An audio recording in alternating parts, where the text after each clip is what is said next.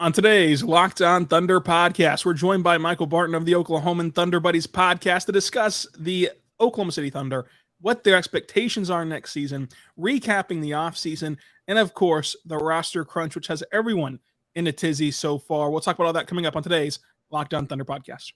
You are Locked On Thunder, your daily Oklahoma City Thunder podcast. Part of the Locked On Podcast Network, your team every day.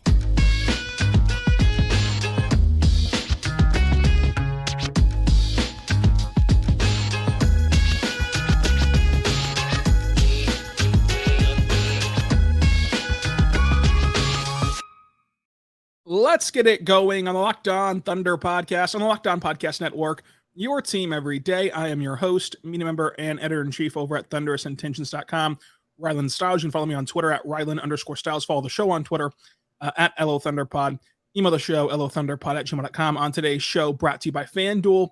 FanDuel is the official sportsbook of Locked On. Make every moment more by visiting FanDuel.com/LockedOn today. We're going to talk about the Thunder expectation level, recap the offseason and the roster crunch with Michael Martin of the Oklahoman, the Thunder Buddies podcast, and thunderousintentions.com. Michael, how are you doing today? Doing great. Glad to be back on Shot at Redemption, like we were talking about before we started recording. First time I was on here, just didn't turn on the lights in my apartment, so it looked like I was trying to conceal my identity, but proud to be here, happy to be back. By the lights being off, the lights were too bright last time. So this is your shot at bouncing back. So, we love adversity on this podcast. It's true. I mean, we root for Darius Bazley, we root for Jared Butler, and so we like adversity. But, Michael, let's go all the way back to the draft. And the Thunder move up in the top 10 to get Cason Wallace. Now, we've seen him play Summer League. What is your initial opinion on Cason Wallace and how he fits with the Thunder? So going into the draft, Cason was one of my favorite guys for the Thunder, just because I looked at the other guys around and I just wasn't all that impressed. I think that guys like Grady Dick and Jordan Hawkins could be nice, but their upside just isn't as high as a guy who can play on both ends. And Andrew Schleck tried to get everybody up in the Buffkin train, but I was more Cason. And then I was surprised they traded up for him, but so far I've really enjoyed watching him. He's been exactly what I thought he would be, as just a plus defender. And then a guy who just doesn't make a lot of mistakes offensively. He's almost like a game managing quarterback in that way. And then I compared him on a different Thunder Buddies, another football comparison, to like Nick Chubb from the Browns, where it's like, I don't feel like he's that fast, but he's going past guys. And Cason's just getting past guys, and he's just super fundamental on both sides of the floor. And I think that he has a really nice chance not to be somebody who's like an all-star, but somebody who's going to be a high-end role player and maybe a nice starter. So I agree. I think that Cason being picked at 10 was interesting and was likely the right pick for OKC. Now, what was your take on Derek Lively? Because I feel like there's two camps on Lively for the Thunder specifically. Which one do you fall into for Derek Lively? If he was on the Thunder, would you have drafted him? Did you even want him on the Thunder? I did not. I was on the more pessimistic side with Derek Lively. I got the hype, the shooting stuff I saw, but it just didn't really convince me. To me, Derek Lively just feels like every one of those Texas bigs that's come over in the last 10 years, of guys like Mo Bamba and Kai Jones. And you can go down the line of Mo Bamba, Kai Jones, Jackson Hayes was the one, and he just feels like one of those guys. And I feel like if you put a Longhorn stamp on him, maybe he doesn't go 12. He definitely has upside as a rim protector, but drafting a rim protector that high who doesn't really project to do much else, I think doesn't seem like it would be very fruitful for the Thunder, especially as a team where you want to play Chet at the 5 most of the time. Yeah, I was not on board with selecting Derek Lively. I think that if you end up looking at this roster and you end up playing this season out and you say, well, this team does need like a different big man, a different 5 than Chet, that's okay. Like, it's okay to have that happen and then not say, well, they should have drafted Derek Lively, because guys like Derek Lively, and better than Derek Lively, frankly, are so much easier to acquire than top half of the lottery. You can get them in so many other ways. So I don't really worry about that. And the Thunder want to see Chet at the 5. I think everyone should want to see Chet at the 5. I think that can actually work really well. I think there's a weird disconnect between like most fans and people in the NBA, like Patrick Beverley, Kevin Garnett, like people in the NBA are always talking about how Chet's a dog and how Chet's going to block shots and work out the center position. And then fans are like, no, there's no way this is going to work. And so I tend to side a little bit more with the people in the NBA who continue to say that about Chet than not until until they're proven wrong. These guys that have played against him and know what it takes to play in the NBA. So I was on the same side with Derek Lively of like, I wouldn't want to see him in OKC. And even at Duke, he wasn't some, incredible glass cleaner. He wasn't, this deep, this kind of center that you would want. Plus, centers of his archetype take a long time to develop and to grow and to get minutes. And so I think that there's going to be some growing pains for him. But luckily for him, he landed in a great situation. He'll be playing off of Luka, off of Kyrie, off of that roster. Plus Tyson Chandler, heavily in development with him right now with the Mavericks, and so he'll be with a great organization to help him. But I just didn't see it in OKC either. And so with that being said, for me, the reason that I was so high on the pick of Kaysen is because everyone else was so high on, like, fell in the draft for some reason. Like Leonard Miller, I was extremely high on him. He went in the second round. Now it looks like a tremendous pick, but he went in the second round. So like you take some of those names away, and like you mentioned, Grady Dick. I like Grady Dick. I was a Grady Dick fan, and still am a Grady Dick fan. And I think that if you put Grady Dick in OKC, he could have had a lot of success because you have Josh Giddey, you have guys to set him up as a play finisher, but you also have Cason Wallace, who shot 40% from three at Kentucky for the majority of the season. So you still get that 3-point shooting ability, plus with everything else that he can provide. So I can at least see the vision there with taking Cason at 10. So to me, I think that the Thunder have kind of nailed this draft with the 2 picks that they had. Yeah, and you get Dort, Insurance, and Cason because they play very similarly. And we talked about Grady after the draft, and I said that I was glad that it was Cason instead of Grady, because with Grady, his thing is, unless he shoots the lights out, I just don't see a direct path for him long-term in the NBA.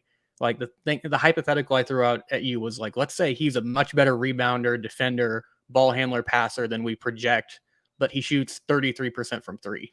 That it doesn't matter. And you're seeing that with guys like Duncan Robinson, who are constantly getting moved, Bertans, Bogdanovich. Like, these guys are always widely available. And I would just rather take a chance on a guy like Cason, who has a two-way upside. And if all else fails, he's going to be somebody who you can put in the rotation to play defense for chunks of minutes, and he's not going to just get played off the floor. So everyone who listens to this podcast obviously knows my opinion on the Thunder offseason. I think that they've done a great job this offseason of they got their guy at 10 in Cason Wallace, and from the free agency standpoint, they didn't go out and make a massive splash. They didn't do anything crazy, but they were able to continue to compile picks, which is going to elongate their window of success, and it's going to allow them to dominate the trade deadline from this point forward. It's going to allow them to fill out their roster as this team gets expensive. You're going to fill out this roster with cost-controlled talent, and so for me, even though the cap space went to players who won't make a massive impact in OKC, and for many of them won't make an impact in OKC, I still think that this is a great offseason for OKC. Where are you at on what the Thunder have done with that cap space, about how they've gotten creative to take on picks? Would you have gone a different route with it, or do you like what the Thunder have done? I like what they've done, because the truth is you want to see what you have with these guys on the roster, and using extra picks that you have to bring in somebody else also will hinder somebody else's development. And bringing in these guys who are dead money along with picks that you can use later is great. And the thing is, with roster crunch, you're going to have to cut a few guys. That's just the reality of the NBA. If you're going to draft really well like the Thunder do and have a smart front office, at some point, some guys are going to get away. That's just the reality of things. But I like what they've done. They moved up and got Cason. And the Bertans contract, although it looks bad right now, is only $5 million guaranteed if he plays 75% of the games. I think I can break that news now. He will not be playing in 75% of those games. So he could be a tempting guy to move at the deadline, but I think the Thunder have a lot of flexibility without necessarily just having a log jam across their roster like they would if they did go the opposite end and use their cap space on guys who are out there and overpaid for whoever you want to say. So I agree with that, obviously. And I think that the Bertans thing is interesting, because I don't foresee him being a cut because his contract's so big this offseason. And I really don't foresee there being a trade. We're going to talk about that in the next segment. But real quick on Bertans, what makes him so interesting to me is the strategy behind playing him. I think that in spot minutes, he can come into a game and he can maybe get hot and nail 3 threes in 10 minutes or whatever, and help your offense go and help you win a game. And I think that he can do that in reduced impact roles very well. Like you mentioned, though, you can't play in a certain percentage of games in order to be able to cut him for $5 million. And so if you want to move him at the deadline for the sake of having the most flexibility possible, do you try to severely reduce his games played up until the deadline? That way, if another team that wants to play him as a contender kind of sees him and says, well, we need some just shooting off the bench. Like last year, Boston wanted Muscala not to be some massive impact player for their rotation, but hey, at least he's another shooter off the bench that we can go to if we have to. And so would you rather play him as little as possible to keep that number as small as possible to where you can go to a team like a Boston who might be good and need someone to shoot, and needs someone to come in situations that can now use him and still keep him under that marker and cut him for $5 million in the offseason. Instead of, if you play him up to that line and then you shut him down and then you trade him, you have to trade him to a team that has cap space to take him on, that can just sit him and send him home and not play him at all the rest of the year. So I think that finding that balance of how to play him and how to use him, a player who could be impactful in spot minutes as a shooter, is going to be very interesting this season, at least for sickos like us. It's a good question. I mean, I just looked it up. 75% of the games out of the 82 game schedule would be at 62. So if he plays under 62, he's not going to hit that mark. And the thing is, maybe he could turn it around and add some positive trade value to his contract and his deal, where he ends up being a guy, like you mentioned, who could get flipped at the deadline to help another team. But more than anything, I think he's going to be dead money that you can move out to a team who then wants to give you their bad money they're trying to get off, and they give you another pick. I think that's the more likely scenario. Will he play for the Thunder? I definitely think there will be games where he comes out there and he's kind of like the Mike Muscala role, but him playing that many games, I would be very surprised. And the deadline, that's probably around 60 games in. So if you hold him out at least half of those games, he could play in all of those games after the deadline, and you would still be right underneath that sort of barrier where you wouldn't have to guarantee his entire contract. Yeah, and there's certainly a world where he just stays in OKC the entire season, then you cut him for $5 million next year, because as you mentioned, the more likely option in trading him is going to be for more money, more big money. And, for the sake of flexibility and for the sake of getting off of long-term money and getting off of contracts, you're going to be hard to take on somebody that's going to be easier to get rid of than $5 million.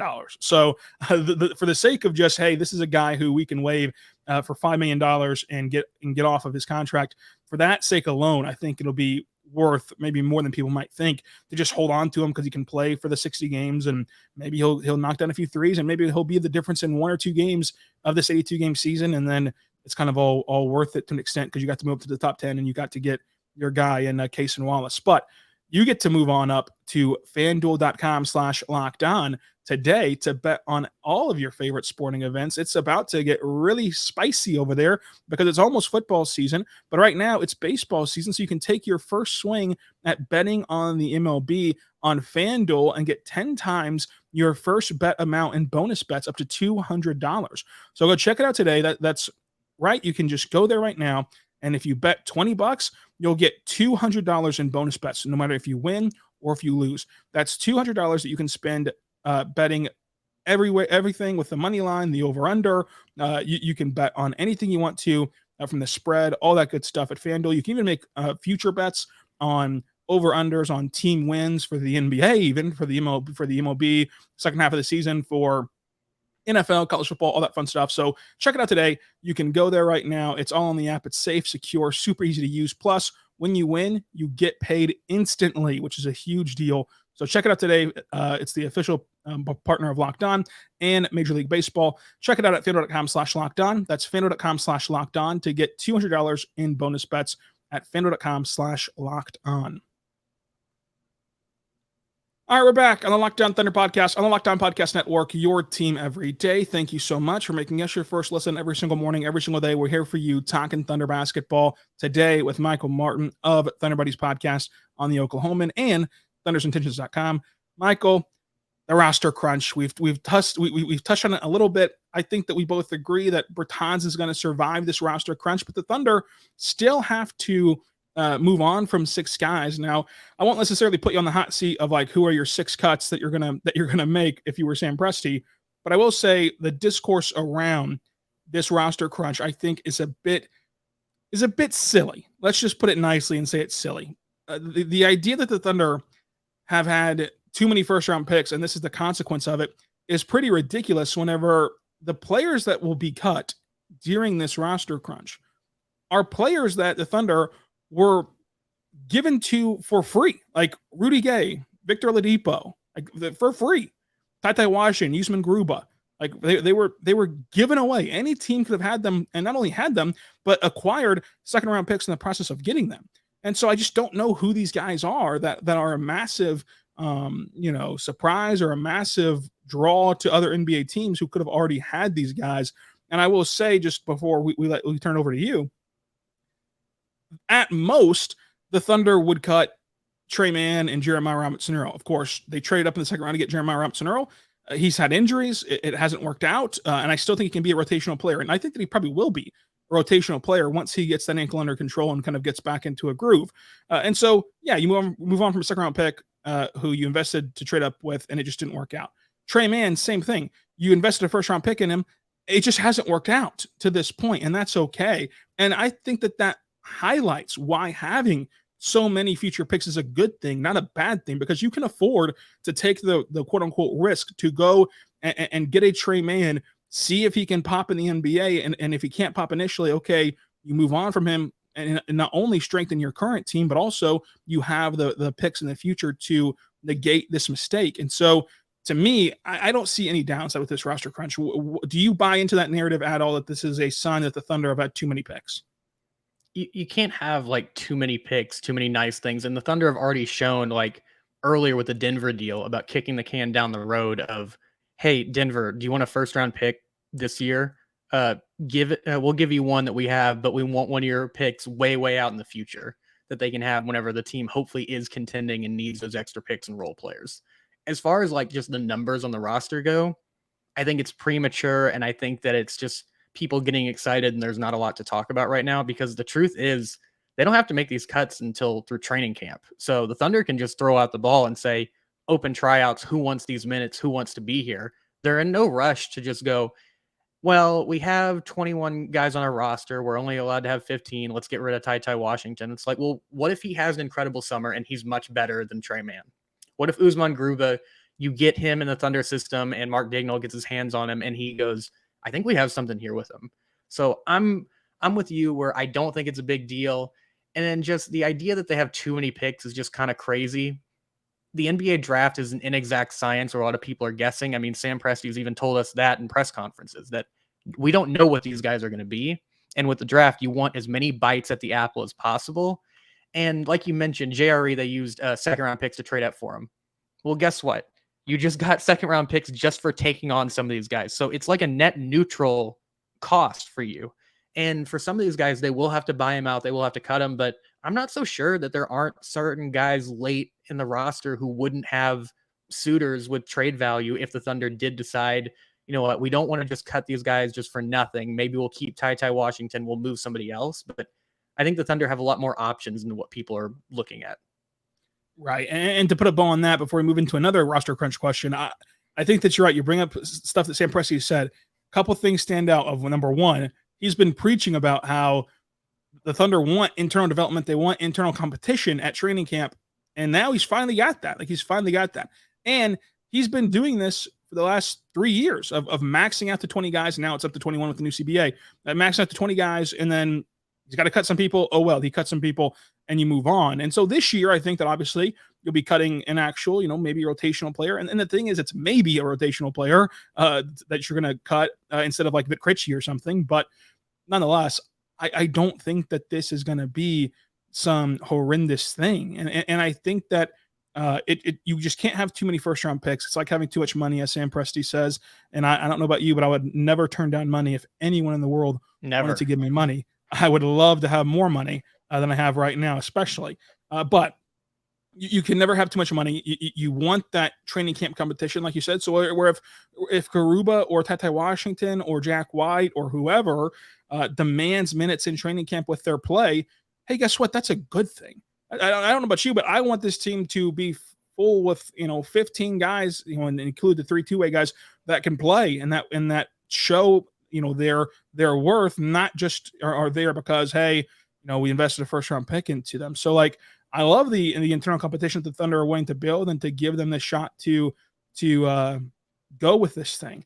Now you mentioned how there's other pathways to get this roster down, and one pathway that's been very excitable for the Thunder fan base on social media has been the idea that maybe you make this huge consolidation trade and go get like one big star.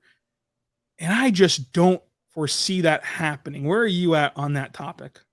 I would be shocked with that. Going back, the guys you talked about with throw-ins, Kenrich Williams was a throw-in too. So there's going to be competition, and you just never know. If they cut Kenrich early, we wouldn't have this. But yeah, Pascal Siakam, I've heard names like that, Chris Middleton. It just doesn't make sense to me, because what you don't want to do is, say you trade for Pascal Siakam, you give a bunch of assets, and then he comes in and he's immediately the number 2 on your roster, and it just makes a bunch of guys mad and lowers them on the pecking order. Like, you want to give these guys as much space as possible to really spread their wings and see what they can be as players.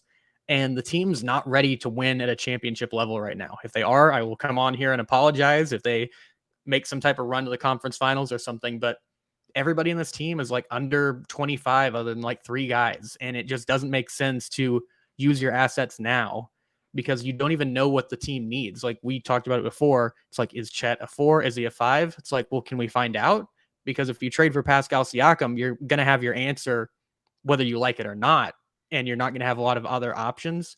And the other thing with Siakam is you have to pay him a lot of money to stay because he's not expiring. And if he doesn't stay, then you've just lost whatever assets you put out for him for nothing. Yeah, I agree with everything that you just said. Of like, the Thunder, first of all, had the cap space to absorb a contract, a big time contract, without doing all these moves. So like, they could have just traded for the guy and put him into cap space, whoever this magical guy is with all this contract tied up into him.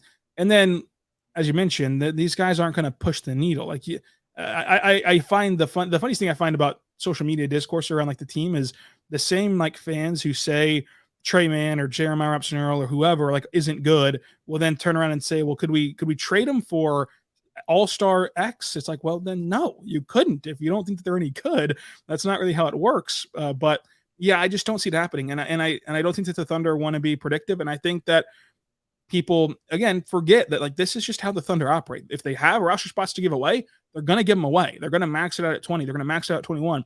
And they're going to cut some people. And that's just how it's going to go. And so maybe you make a, quote unquote consolidation trade like you do with Houston last year, where you trade Teo and Derek Favors and all them to Houston to get back their cuttable contracts, and you waive all their guys. Okay, sure. If you want to count that as a big trade coming, maybe you want to take a victory lap on that. But in terms of like a trade for a big player, I don't see that happening before the start of the season. Yeah, they've got all their pieces right now that kind of fit together, and it's just a question of how good can these guys be. And like what you talked about with the people who want to get rid of Trey and JRE and then want to trade them later and think they have value. The thing is, with all these GMs, there are some that are different, but no one's really going into a trade discussion just going, man, I just want to destroy this other person. Like, both people, when they're doing a trade, both people want to win the trade. They both want to have something good come out of it. And if it's not going to be good, then you just usually have the trade fall apart. I mean, there's a reason why we can name the worst trades in NBA history. It's because they're outliers. Most of these times, like, most GMs would much rather have the Paul George for Sabonis and Victor Oladipo that both teams kind of won rather than these other ones. And I don't know. I think that there's definitely talent on this roster, and there's going to be some tough decisions made. But I wouldn't press that button yet, because we've seen teams who have done that, who have pressed the button. Like, heck, Cleveland's in that situation right now. They were this nice up-and-coming team, much like how the Thunder are kind of in position for this year. And they traded all their assets for Donovan Mitchell and just completely sped up their entire timeline and put a lot more pressure on themselves. Atlanta did the same thing with DeJounte Murray. And it's like, don't create more problems for yourself than you need to. And that's what the Thunder would be doing, in my eyes, if they traded for one of these high-end all-star type guys to just speed things up. Totally agree. And just when you look at the roster of like who's on the chopping block, Victor Oladipo, was given away, literally given away by the Heat to the Thunder for picks. Ty Washington and Usman Garuba were given away twice in a week. The Rockets gave them away to Atlanta and paid them to get off of them. Atlanta pays OKC to get off of them too. And so, like, any team could have had those three guys. Rudy Gay, same situation where he was just given away. And then you sign Jack White to a weird non-guaranteed contract. Maybe he sticks around on that contract. Maybe he's cut and kind of filtered onto a two-way deal, whatever. Like, but these are the names that are on the chopping block. Davis Bertans, we don't think he's going to get cut, neither you or I do. But if he were, you used him to move up to the top 10. That's all you did. And so you said goodbye to him if that was the case. But I don't think he'll get cut because his contract number is too big. But nonetheless, though, like, these are the names on the chopping block. None of them have anything to do with too many picks. None of them have anything to do with investment that the Thunder have invested in them and had to move on from them. And none of them are viewed particularly highly around the NBA, considering that they've been given away by the NBA. And once you get that kind of mark on you, it's hard to recover. And if Ty or Usman Garuba, because those are the two we can hone in on that could have a longer career of that group, if they do pop in their next spot, which we all hope that they do, whether that's in OKC or not, that's not a Thunder thing. That, like, they're the ones who invested first round picks and then gave them away 2 years into their career. That's a Houston thing that did that. So, like, that doesn't even matter either. And then the two Thunder guys would be, like we mentioned before, Trey Mann and Jeremiah Robinson-Earl, which we won't go over again. But if you move on from one of those two guys, it just means that you got a lot better, a lot quicker than you expected. And that's the whole goal in all of this. That's the whole reason you do all of this. So coming up, let's talk Summer League recap. Let's talk what the rotation could look like and what next year's expectations are. We're back on the Locked On Thunder podcast, on the Locked On Podcast Network, your team every day. Thank you so much for making us your first listen every single morning, every single day. We're here for you, talking Thunder basketball. Michael, what are your three biggest takeaways from Summer League? Chet is going to be an impact rim protector day one, and just his gravity, like we talk about Steph on offense. Chet has the same defensively, where he reminds me of like a defensive player in football, like a safety who's just like, I dare you to throw this. I dare you. And just leaves them a little bit open and then goes and picks the ball off. Chet does the same thing where he just like leaves driving spaces open for these guys to go try to get a dunk or a layup and then just erases it and humiliates them. I think Chet's fine. Another one would be that Ousmane Dieng has definitely taken steps in the right direction. I mean, he's still like 19, coming over from another country, language barrier and everything. He had a weird year where he had multiple injuries and he was playing a lot in the G League, but he looks a lot more mature and a lot more confident in his game. And then just the two guards who have bounced back, and that's Trey Mann and Jared Butler. Trey Mann looked a lot better. His confidence is his biggest issue with me. I don't think it's necessarily as many things on the basketball floor as it just is up top. And then Jared Butler also looked good. I will push back on Jared Butler. I know you're Jared Butler's guy, but in Summer League, he did feel like kind of the prototypical Summer League guy that succeeds in that type of environment. That's not to discredit him, but I don't know how much that'll translate. But overall, the biggest thing that fans need to have a takeaway with is that Chet is for real defensively. Yeah, and I don't think that Jared Butler will translate to the NBA. My argument of like a two-way deal is, hey, if you need your 18th guy, you're in bad shape. Like, if this deep of an NBA team, if this deep of a Thunder team needs Jared Butler, they're in pretty bad shape. And like, so let's not worry about that. What can he do in the G League with this team and to organize the blue and to maximize the time that you're going to send, Keontae down there and whoever else you're going to send down there? Because we know the Thunder are going to shuffle a lot of guys down there that they really care about. Who can make their life easier and help their life go? And I think that is Jared Butler. And then you can fill in spot minute duties in the NBA whenever you so happen to. But that's not really going to be the goal for any two-way guy that's not named Keontae Johnson this year. So the team is so deep that the two-way deals, I'm more so looking at these last two remaining two-way spots as who can help maximize your blue development with whenever you send guys down there that you want to see succeed for the Thunder. And so I think that Jared Butler could do that. I think that Caleb McConnell could do that. But the two-way stuff we'll put on the back burner because there's a lot of more pressing issues to talk about right now. I want to play a game of true or false and then get your expectation level for the season. True or false? The Thunder starting lineup this season will be SGA, Josh Giddey, Lou Dort, J-Dub, Chet Holmgren. Is this like opening night or for like majority of the season? I'd say true, barring injury, obviously. But yeah, if everyone's healthy, then yeah, that seems like the go-to starting lineup for sure. True or false? Micic is a staple in the rotation from night one and isn't going to get these weird DNPs. Oh, that's put me on the spot where I have to like project what Mark is going to think, and that is hard to do. I think he's going to play over Trey for the majority of the season. I think that he and Kaysen can occupy different spaces. I'll be optimistic and say true. There might still be some weird DNPs, but I don't think it's going to be super frequent like the ones where it's like, hey, is Aaron Wiggins still on the team that we heard last year? But there might be some nights where he's just not in the rotation for whatever reason. Maybe it's a bad matchup. True or false? You mentioned him, Aaron Wiggins. He will get his respect in this rotation, or he'll still be battling for minutes at the end of it.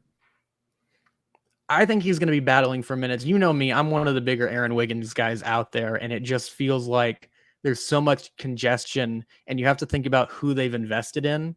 And a guy who they just traded into the top 10 for, he's going to get the nod over Aaron Wiggins, just asset-wise, what they've put into him. I mean, Aaron Wiggins has been a really nice player, but picked 55th overall, and he's definitely produced. I think he'll still get his opportunity, but I think that guys like Ousmane Dieng are also going to get a bite at the apple first before him. That's not to say that he's going to be completely out of the rotation. He's going to have a chance, but I think he's definitely fighting an uphill battle. So I guess, what was the question again that you asked that I had needed to have a true or false for? It was actually a terrible question. I was hoping you wouldn't circle back to it. So I'm saying true or false. Wiggins is a staple in the rotation. False, unfortunately. Last true or false one, and then we're going to move on to your expectations. True or false, Kaysen Wallace plays a game for the OKC Blue. I'd say false unless it's something like he's bouncing back from an injury and they need to rehab him. But I don't think it's going to be Kaysen Wallace healthy going down to the Blue. Okay. I like that clarification. That is covering every base. So we've got that out of the way, which that was our way of kind of breaking down the rotation and how deep this team is.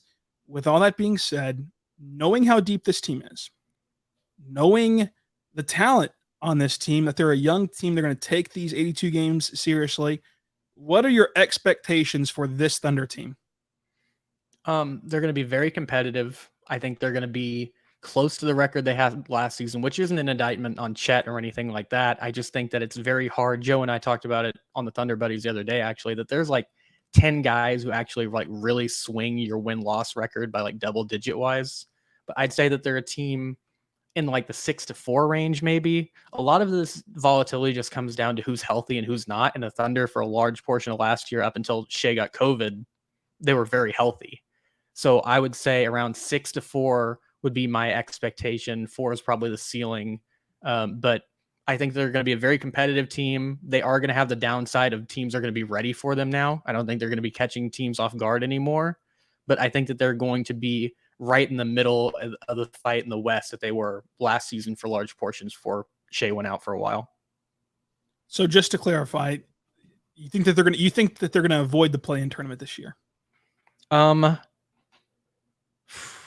mean, I would guess that they're higher, that 6-ish range, but 6 and 7 is pretty close. So it is. It wouldn't shock me, but I'd say that they are closer to 4, 5, 6 than they are to 9, 10, 11 ish range.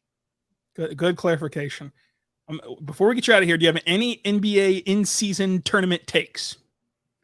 I like the in-season tournament. Joe said that that NBA team should hang a banner for it. I said no, that should be a giant trophy. I want the exact same trophy being hung. And then I don't know. It's the in-season tournament's really interesting. I just wonder if it's going to matter based on who wins it the first one.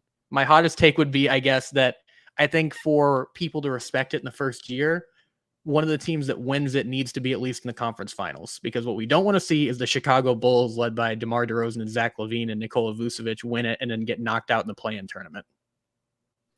Yeah, that's an interesting angle at it. Are we going to head to Vegas if the Thunder are in the Final Four? If I can get credentialed and we can find some good hotel space and we don't overheat in the sun, I'd love to. That'd be great. All right. I'm going to hold you to that. With all those extra qualifiers, I'm going to hold you to that. Michael, thanks for joining us. We did a lot of good stuff today, if I do say so myself. Where can they find all of your expertise? Captain Qualifier over here. But yeah, at ThunderBudPod on Twitter is where you'll see the Thunder Buddies pod just feed, at Michael on Sports for my stuff. And then, like you mentioned, I've been writing for Thunderous Intentions. I'm going to have something released this weekend, actually, about the 3 teams in the East that got worse. So look forward to that. I've got some hot takes in there, as always. But yeah, you can find me on Twitter at any point at Michael on Sports. But thanks again for having me. This was fun. Thanks for coming on. Love having you on the show. Love having you now at Thunderous Intentions. And so, folks, until tomorrow, be good and be good to one another.